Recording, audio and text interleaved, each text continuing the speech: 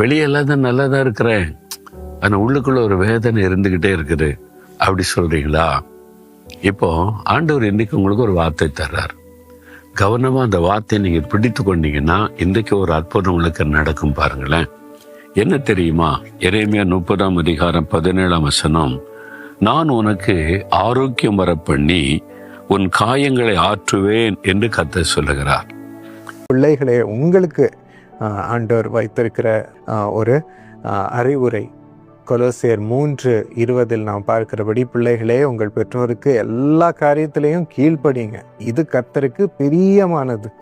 கீழ்ப்படுகிறது, நம் பெற்றோருக்கு நம்மை சப்மிட் பண்ணுகிறது ரொம்ப கஷ்டமான காரியமாக இருக்குது. அவங்க அதிகாரத்துக்கு நம்மை ஒப்பு கொடுக்கறது ரொம்ப கஷ்டமாக இருக்கும். ஆனால் பரிசுத்த ஆவியானவர் எனக்கு எத்தனையோ முறை, நீ இதுலேயும் தாழ்த்தி உன்னை கீழ்ப்படி, புரியலனாலும் நீ தான் சரி என்று நினைத்தாலும் அதில் கீழ்ப்படி, அதை நான் பலன் அளிப்பேன், ஏற்ற காலத்தில் நான் உன்னை உயர்த்துவேன், அதை கனம் பண்ணுவேன்.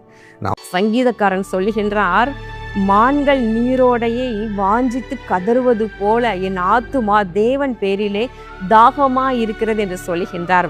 அப்ப தேவன் பேரிலே ஒரு தாகம், ஒரு வாஞ்சை, அப்படி ஒரு தாகத்தோடு தேடுகிற ஒரு வாழ்க்கை நமக்கு இருக்கும் என்றால் தேவன் நம்மோடு சஞ்சரிப்பார், நம்முடைய இருதயம் வாழ்ந்து கொண்டே இருக்கும். ஆண்டவர் இன்னைக்கு உங்களுக்கு நன்மையானதை தருவார். நேற்றைக்கு வரைக்கும் தீமையாய் நடந்த காரியங்கள் கூட இனி நன்மையாய் மாறும். யோசேப்பினுடைய வாழ்க்கையில் அவருடைய சகோதரர்கள் செய்த தீமை இவனுக்கு தீமையாய் அன்றைக்கு பட்டாலும் பின் நாட்களில் அந்த தீமை இவனுக்கு நன்மையாய் மாறினது. அதே போல உங்களுக்கு யார் யார் தீமை செய்திருந்தாலும் கவலைப்படாதீங்க, உங்களுக்கு அதை நன்மையாய் மாற்றி தரும்படிக்கு கர்த்தர் இன்றைக்கு உங்கள் வாழ்க்கையிலே எழுந்தருளுகிறார்.